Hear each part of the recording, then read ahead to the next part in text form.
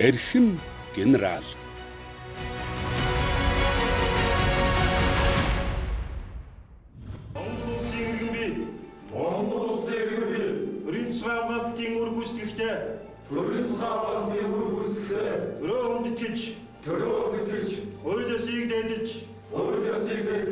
Төрийн нууцыг шалгалан хүлээсэн үүрэгтэй үнэнч байж ам бие өвд хайрлан ажиллагаа батлан дангаруулъя. Биеийн дангаргаасаа цаас төрийн хуулийн зөрчилдөл. Тэр үед бол энэ төрийн засгийн хамгаалт чинь яамны 3 дугаар газар гэж нэртэй байсан. 3 дугаар газрын дараагаар томилно гин. Гүй дараагаад юу ярьж та би тэр газар чинь одоо зүгээр яг хуу нэг системд байсан би ажил төрлийн шалган танилцсан үед бол багцаа байна. Гэхдээ би тэр ажлыг чинь одоо сайн мэдэхгүй шүү дээ гэсэн. Тэгэхээр тэр үеийн одоо ганцхан үг шүү дээ. За нам шийднэ нам хааныг нүчээ дэше очно л гэсэн. Энэ цаг мөчөөс эхлээд энэ төр засгийн хамгаалалт үйлчилгээ яг 100% чи хариуцах болсон шүү насагтарж байгаа. Тэр үед л энэ газар нэлээд том байсан л да. Цэргийн ангиттай, хөдөө аж ахуй мал ах үйтэй, лабораторитой, зочин дуудалтай. Яагаад тийм том байсан гэхдээ зөвхөн хэдэн дарга нарын биш. Улсын намын их хурлаас эхлүүлэл нам үйлдвэрчин эвлийн их хурл, гадны одоо тэр үе чинь сэвийн зөвлөгөөн хурл, тийм том арга хэмжээнүүдийн юм чи бүгдийг зочдыг байрлуулж хоолунд бүх юмыг хариуцж үйлчилдэг. Хөдөө гадаа явах эмээг унаамалаар үйлчилдэг. Тэр байтугай тэр үед чинь намын шугамар социалист орнуудын амрагчнаа солилцдог. Жилд 100 амрагч нар ирдэг. Тэр амрагчдыг хүртэл одоо хүлээж авч машин тэрэггээр үйлчилж амралтаар хөдөө гадаа амруулах ажлыг хамгаалдаг байсан. Тэр үед чинь одоо улс төрийн төвчөөний гишүүд төрөний нарийн хэмжээнд сайд нарын орлогч дарга эдэнд бол бусд нь үйлчлэгээ тусгай үйлчлэгээтэй. Тэрнийг хариуцдаг. Тэр нэг тухайн үед 13 хүн байсан санагдаж байна.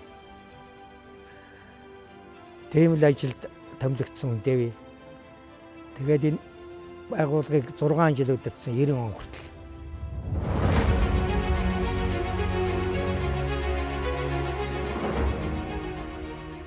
Шагдрын нацаг дөрж хошууч генерал гавья туйлч.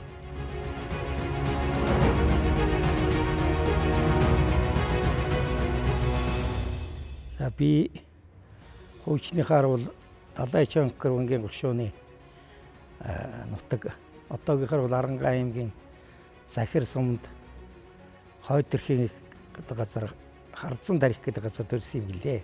Манай тэр нутагчин төрсөн газар чинь одоо ер нь байнгал богдуулын орой дээр байгаа юм шиг далайн төвснөөс дэш 2000 гаруй метрийн өндөрт байдаг ийм газар л да. Ерөнхий улсын сургууль төгсөөд тэр үед чинь гаагуй сурлага гаагуй шиг хүүхдүүдийг гадаадд сургуулийнхаар хувирлдаг байсан. Тэр үеийн одоо боловсон хүчний бодлого шин бөө тэр 5-10 жилийн тооцоотой бодлоготой явж исэн тийм сайхан үе юм байна.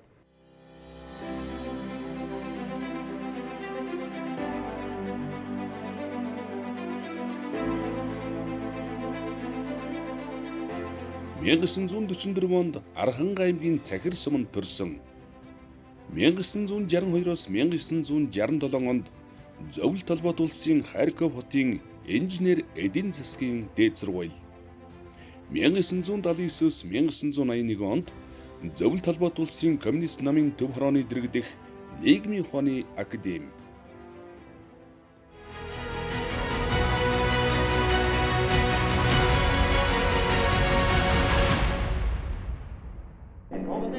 холбоо гэж 3 сарын өмнө хэлж үлддэггүй байсан бол өнөөдөр нам эсэл холбоод орноор бий болж манай орны улс төрийн амьдрал заавал харгалзаж үзэх тийм улс төрийн бодит хүчин болтлоо өсчээ. Ардчлал өөрчлөн байгуулалтын ачаар хүн зооны төвсөргөж нийгэм бүхэлдээ хөдөлгөөнд орлоо. ордны комитетурын хэд чинь одоо зогсоод дийлхээ байгаад цагдаагийн хүч, дотоод цэргийн хүчийг хүмүүсүүдийг биечлэн зогсоож ордон руу дайраад байдаг. Янз янзын юм ашгараа дайраад байдаг. Хэцүү маш хүнд байсан. Тэгээ тэр үгдийг бол яг тэгээ зохицуулсан. Тэр үед бол цагдаагийн байгууллага их сайн ажилласан. Тэгээд ер нь тэр үед чинь бол хичнээн тэгж эсвэрээс одоогтой адилгүй бас ойлгоод дуулууртай байсан шүү. Та нар одоо эн чинь ийм бодлон өмнө тарж болохгүй ямар нэгэн одоо болохгүй юм хийж өөрсдөө болон бус түүнийг охироож болохгүй гэдгийг бол хэлж ойлгоод тэр их салах хамгаалж байгаа өдөрж байгаа одоо арчлын тэрийг өдөрж байсан улсууд чинь уулзаж ярьж таниулж тэгээд тэр чинь бол өөрсдөө тэндээ дотор зохион байгуулалтаар хайцсангүй зөв болоод байсан л да. 90 оны эхэнд одоо манай газрыг хамгийн түрүүнд татан буулгасан асуудал бол дарга нарын тусгай үйлчлэгээ хангалт энийг одоо авч ийн гэж талбай дээр үсгэлэн зарласан улсууд жагсаад за тэр бас нэг залуу сэхэднүүдийн чуулга уулзалт гэж болоод тэгээд тэрэн дээр их шүүмжлэгдсэн асуудлыг маргааш нь төв ороондор надыг дуудаад за тэгтээ зэг энэ олон төм бол бидний шүүмжилж байна. Та нарын үйл ажиллагаагаа одоо анхаараа гэсэн чиг өгөөд тэгээд улс төрийн давчаа хуралдсан. Улс төрийн давчаан дор манай газрын хувь зээг ярьсан. Тэгээд төрөвчээс нь улс төрийн давчааны гишүүдээс би энэ хамгаалт үйлчлэгээнээс татгалзаж байна гэдэг хүн гарсан. Тэгээ ер нь тэр болгон хүн дуураагүй. Батмаг дарга, Содом дарга та хоёр л энэ хамгаалт үйлчлэгээг аав. Бид бусд нь одоо энэ хэрэггүй. Энэ том газар хэрэггүй. Гэж яриад 90 оны 2 дугаар сарын 1-ээр энэ газрыг татан буулгах шийдвэр гарч ирсэн. Нийгмийн хамгаалах ямыг татан буулгацсан. Ардын шинжилгээг татан буулгацсан. Одоо өөрөөр хэлбэл Илдад хоёр хяналт бол улсын хэмжээнд байхгүй болчихж байгаа. Тэгээд өнөө нэг харьяанд байсан 4 тан газар чинь тус тавчиж байгаа.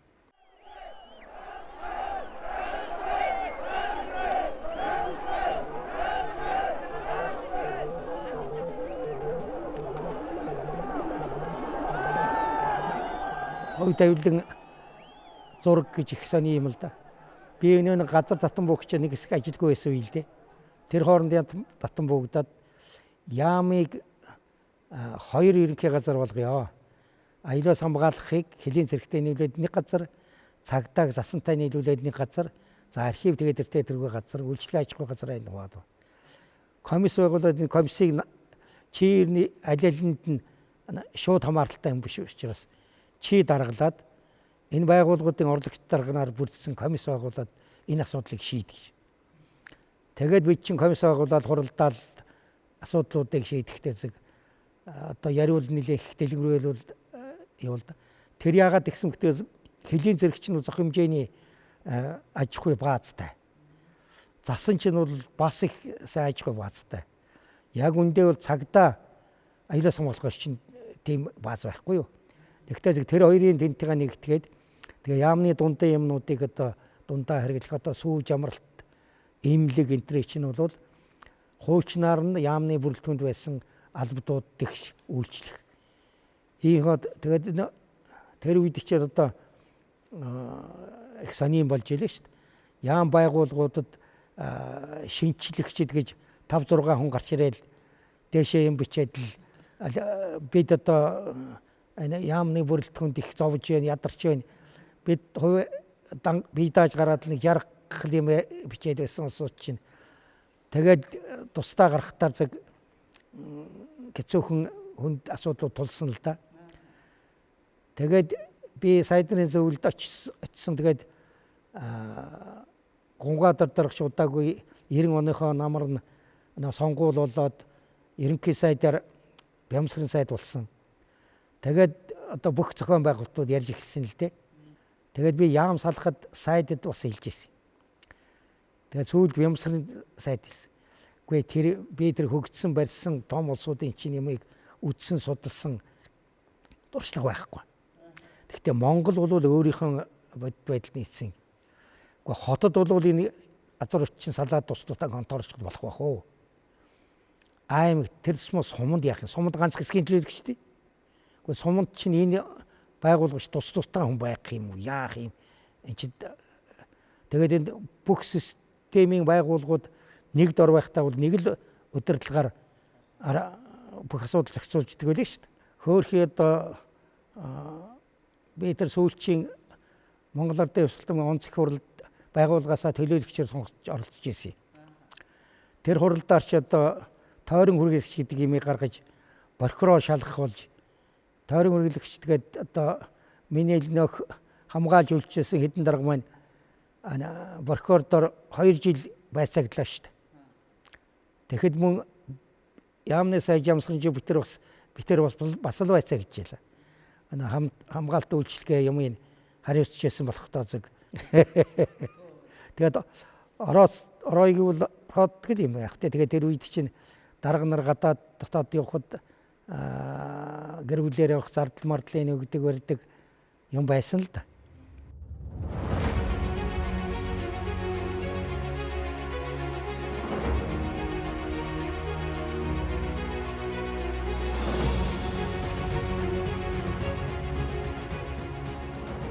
Үндсэн хууль өөрчлөгчд орчин зэрэг бусад одоо дагалдаж хэрэгжүүлдэг хууль өчиг бүгд хүчин болчдөг. Хуучин хуулиар асуудал шийдэж болдгоо. Наад заханд энэ битийн одоо хуулийн бэрхшээл бол маш их байсан. Тэгэд уг үндсэн байгууллагууд чинь өөрөөр хэлбэл ажил үүрэг явуулах хууль эрх зүйн үндсэндээ байхгүй болсон. Тэгээ эхний хэдэн жил бол бүх яам газруудын байгууллагын хуулийг одоо засгийн газардаар байгууллагууд оруулж ирж их хурлд оруулж батлуулах бичих саасны ажил бол маш ихтэй байсан. За гэмт хэрэг зөрчил маш их байсан учраас цагдан зэрэглэх байгууллагыг бэхжүүлэх талаар их арга хэмжээ авах шаардлага гарч ирсэн. Тэр үед одоо ажлын их өндөр туршлагатай сайдны зөвлөлд ажиллаж ирсэн Пүрэв генерал бол тэр үед одоо ер нь гаагуй шиг зүтгэж яваад ажил үүргээг үзсэн тухайн үед бол ганцхан цагдаа л ажиллаж яах гэдэг хүртэл хэллэг нийтийн дунд гарч ирсэн шүү дээ. Авч гарсан. Тэр их хүнд үед ихэд одоо нэг жилд цагдаагийн энэ эргүүл хамгаалтын албаны орон тогшин 500-аар хэмжээлээ шүү дээ. Нэг жилд 3-4 сайдны зөвлөлийн тогтоол гаргаж хүн хүч хөрөнгө мөнгөөр бэхжүүлэх ийм арга хэмжээ авчилаа.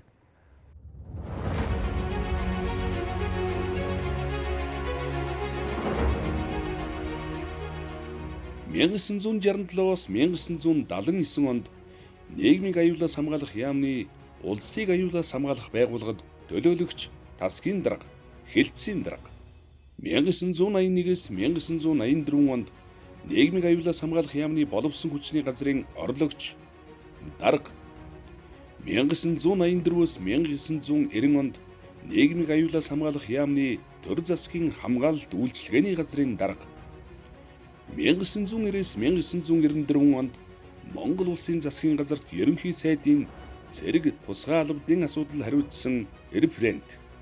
1994-өөс 1997 онд Монгол улсаас Оросын холбооны улсад суугаа элчин сайдын яамны 1-р нарийн бичгийн дарга бөгөөд консулын хэлтсийн дарга. Төрийн засгийн хамгаалтын чинээр очиход яг тулгымдсан асуудлууд бий. Одоо тэгээд Сэдэн бол дарга чинь хойно үндсэндээ буцаахгүй болцсон. Гэр орон тэгээд үлдсэн. Эзгүй тийм үний гэр орон чинь одоо хүн оруулаад янзалж болдоггүй. Аль болохоор л байгаа хэмжээнд хадгалж явах ийм асуудал бий. Гэрийн эзэд нь хойно хоригдсон эзгүй гэр харж хандж байх гэж гэрдэнд дарга авгаа хэрэг байхад үйлчижсэн нэг өгчнийг ганцхан тэрүүнэл ордог, тэрүүнэл арчид цэвэрлдэг байсан. Тэгээ 88 онд дарга авгаа хэрэг нэг сар болсон. За тэр үед нь яг тогооч, жолооч зөх хэмжээний осууд гаргаад үйлчлүүлсэн л дээ. Тэгээд явах болсон, буцхалсан.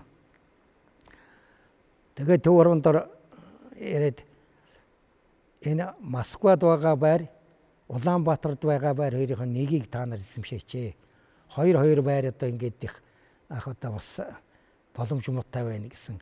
Тэгээд энийг төв хорооноос ирж хэлэхээр болоод төв хорооноос ирсэн чинь бид Москвад байна өө. Монголд энэ байраа хүлээлгэж өгöd явнаа гэж. За тэгээд явах төгсөн гэр орноос бүр мөснүүж байгаа ус чинь юм аялгаал баах юм аваад контейнерд очиж аваад явсан. Бас тухайн үедээ юмыг яаж мэдхүү бас сүүлд нь яриа хорой гарч магадгүйгээд сангийн яамны хяналттай нэг 2 байцаагч дуудаад контейнерт очисан юмд нь тэр гайлын үздэг гэсэн үг шүү дээ. Айлын үзлийг маягийн хилээд тэгээд явуулсан. Тэгээ явсныхын дараагаар гэрт нь бас жаал зуга хүний л хэрглэж байгаа юм үлдэн шүү дээ.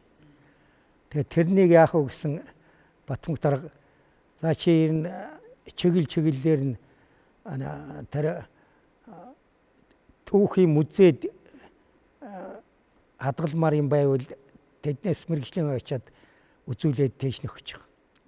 Марксизм, ленинизм, Ленины зохиолууд тэр бүгдийг тоолоод улсын намын санд. За авгай байхдаа авгайч нэг хүүхэл цуглуулдаг юм байлаа шүү дээ. Хүүхдийн фонд ингээд. Фонд нь хүүхдийн нэгсэн. Дараагийн тийш айлчлахтаа бас ахуулж исэн кино, баримт киногоо бас өөртөө тэндээ байгаад нэг кино аппараттай тэрэндээ тавиулж хаяа үздэг байсан. Тэрний улсын кино архивын газар өгсөн. За тэгээд тэнд юу үлдсэн гэхээр зэрэг одоо нэг сувенир маягийн юм, нэг шаазан баарч юм уу, за үндэстнүүд хувцс малгайгаач юм уу, тиймэрхүү гэсэн юмнууд үлдэхгүй юу? Хүүхдүүдийнх нь хичээл сургуулийн юм, даргын цэргийн хувцснууд үлдсэн. Тэр бүх юмыг ямар нэгэн гал усны аюул өдөхгүй тэр гаражийн нэг том өрөөнд хийгээд зоожлоод лацтаад орхицсан. Тэгсэн 90-ад оны ихээр ерөнхийлөгчид өргөдөл гомдол гарсан болтой юм аа. Энэ Сэдэн Балдаргын үлдсэн хөрөнгийг нь нацагдорж яав гэсэн асуудал ирсэн юм шиг байгаа юм. Тэгээд ерөнхийлөгчийн тамгын дарга Дашнын Бэрэл дарга байсан. Дашнын Бэрэл дарга дуудахтар очсон чинь үгүй ийм ирээд энэ хоёр. Тэгтээ саяныхыгээ хэлсэн ийм юм учиртай гэсэн. Үгүй тэгвэл ерөөсөө нэг комисс гаргаад тэр юмнууч одоо байгаа газараа байна уугүй юу? Энэ газруудаар яваад үзсэн яг тоо хэмжээ ширхгээрээ байж исэн. Тэгэд би энийг одоо яагаад дурс ярьж ийм гэхдээ сая хүн зориг нэрээд аавын сураасан үнд зүйлүүдийг надад өгөө. Тэр үнд зүйлүүдийг авах юм бол би Монголын толгой баян болно гэж. Тэгэхээр улсад бол Сэдэн Балдаргын үнэтэй цайдын хурааж авсан ширхэг зүйл байхгүй. Тэр үед өөрт нь үнэтэй сайт юм бол бүгдийг Москвахийн гэрт байлгадаг байсан. Тэр тусмаа энэ зоригт чинь Москва хотод орон сууц авцсан авч явсан юмнуудаа цаасаа хэрэгснээс гараагүй энэ зоригийнхоо гэрт авчиад хураацсан байна гэдэг тухай үед Сэдэн Балдаргын адъютантаар ажиллаж байсан улсууд миний харьяанд байсан ажил төрлөөр танилцуулдаг байсан. Тэгэхэд ярьж байсан. Тэгэхээр зэрэг одоо улс амьтан бол бас нэг янз янзаар ойлгодог улсууд Сэдэн Балдаргын хамаг юмыг хураажууд улс хураагаад авцсан одоо хэлмэгдсэн хүн хөрөнгийн нэг гэдэг асуудал гарах юм шиг байна. Улс байраа авсан, өөрсдөө юм аваад явсан, өмнөх үнэтэй сайдын юм бол Москвад хадгалдаг байсан. Тэр хүүд эндээс улсаас их үнд зүйл гэж байхгүй.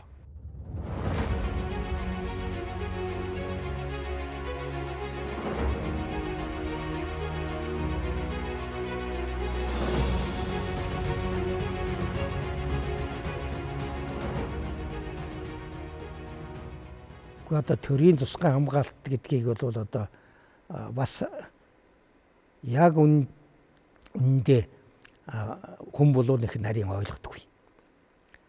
Одоо нэг л дарга нар даргад тавьсан сүржгэнсэн техник гэж журмалсан улсууд байна гэж шүүмжлэх хандлага бол их бий.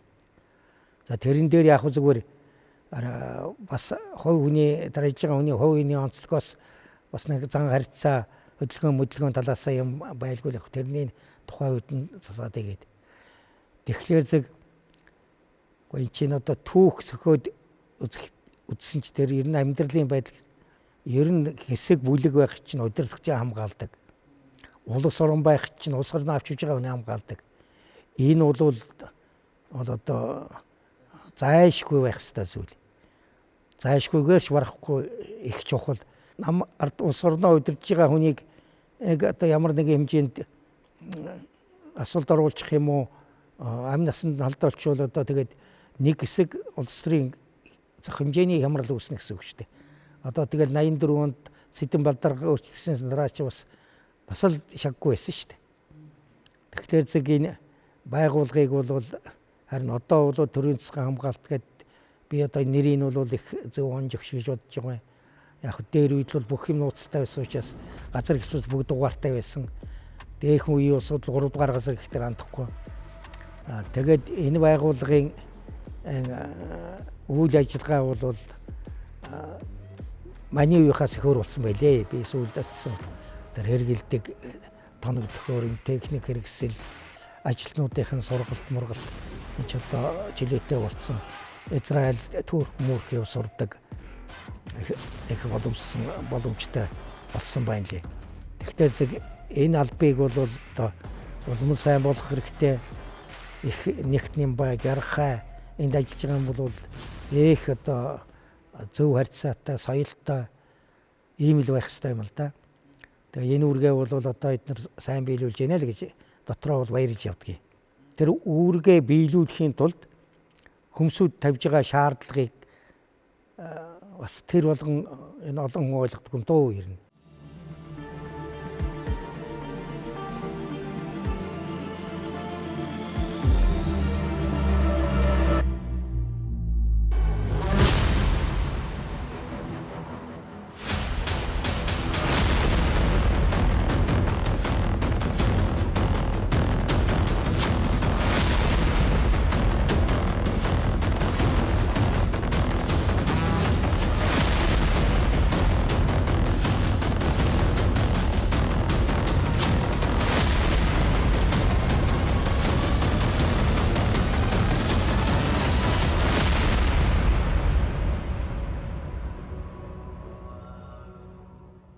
Тэгээ үндсэндээ бол би сүүлд эргээд бодоход 84 оноос 94 10 жил Монгол улсын нам засгийн удирдлагын ойролцоо байж улс оронд болж байгаа ажил амьдралын ямыг нүдээр харж гараар барьж юмд бас оролцжээ. Бас 20 жил үндсэндээ аюулаас хамгаалах байгууллагад сөрөг тагнуулын чиглэлээр ажилласан. Энэ байгууллага бол надад хоёр их ямыг одоо амьдралд минь ерөөсө хэвшил болгож гисэн. Нэгдүгээрт ерөөсө аливаа асуудлыг эерэг сөрөг талаас нь харж дүгнэлтийг.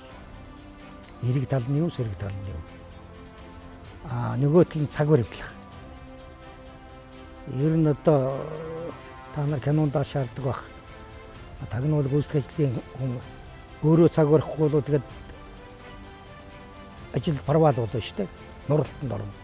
Тийм учраас би одоо ч гэсэн одоо энд явна гэхэд 5-аас 10 минутын өмнө бол заавал очдөг. Тэгэхгүй бол сэтгэл амардаггүй. Ийм л юм шингээсэн. За түрүүн би боловсон хүчнийг хэллээ. Тэр хүний амьдрал ахгүй гэдэг ойлгож хандах асуудал. За 3 дугаар газар бол их юм сургасан одыг. Одоо нам засгийн удирдагчдаас эхлүүлээд одоо хөдөлгчийн олон хүмүүстэй харьцах асуудлыг одоо яаж шийдэж зохицуулж зохион байгуулах их олон салбартай олон төрлийн чиглэлээр байсан учраас тэр бүгдийг чинь нэгийг ч орхитуулахгүй авч явна гэдэг чинь бол тийм амархангүй. Төр засгийн удирдлагуудын ойрцооч 10 жил болчиж Монгол улсын ер нь нууц чухал байгууллагт хамаг нарийн нандин юм нь үздэг, хардаг, оролцдог ийм ажилд бас нэг 10 жил болцсон байна. Тэгээд одоо хувь тавилын юм байлгүй дээ гэж боддог штэ.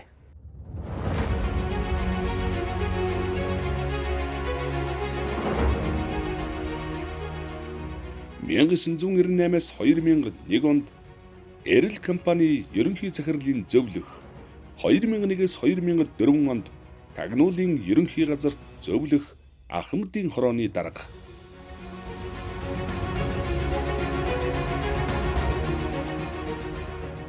Майнерт бол одоо генерал цал гэдэг имийг бол одоо энэ за хувьдаа би мөрөөдөж генерал болох болно гэсэн бодол бол миний толгойд хизээш орж байгаа.